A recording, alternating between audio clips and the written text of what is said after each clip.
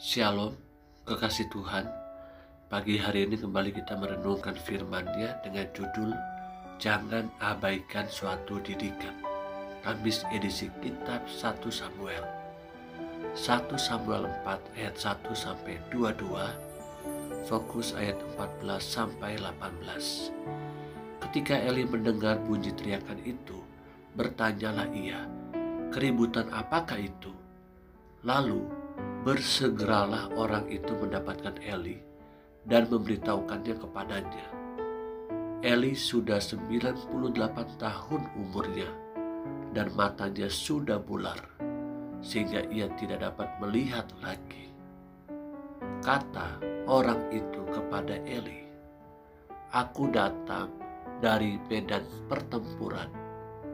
Baru hari ini aku melarikan diri dari medan pertempuran." Kata Eli, "Bagaimanakah keadaannya, anakku?"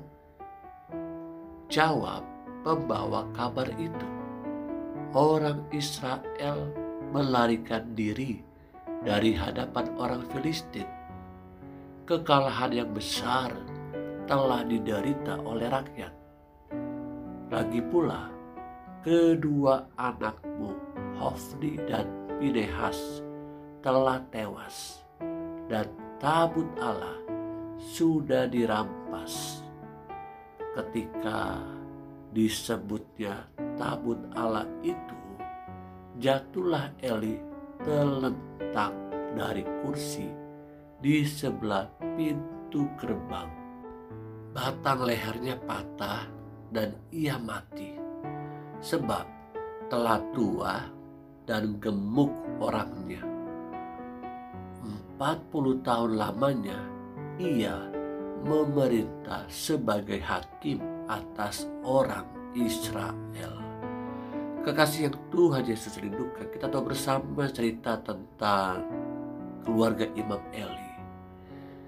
Eli walaupun sebagai seorang imam, ternyata dia pun tidak memiliki ketegasan di dalam mendidik keluarganya, terutama anak-anaknya yaitu Hofni dan Pinehas.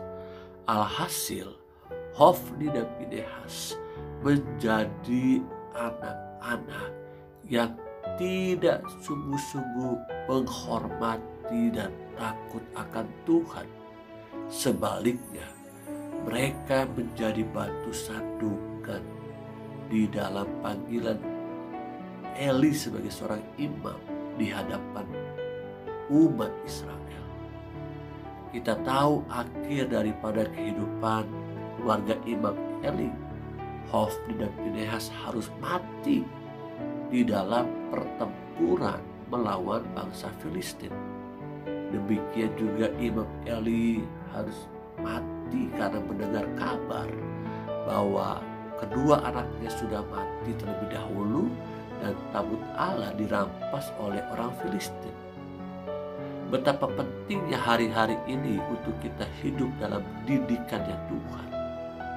Sebagai seorang kepala keluarga harus mendidik anak-anaknya, bahkan bersama dengan istri. Dan Tuhan mendidik orang-orang percaya itu lewat banyak hal, lewat pergumulan masalah hidup, lewat segala yang terjadi dalam dunia ini. Ingat, jangan pernah abaikan didikan. Jangan pernah abaikan didikan Tuhan dan didikan orang-orang sekitar kita.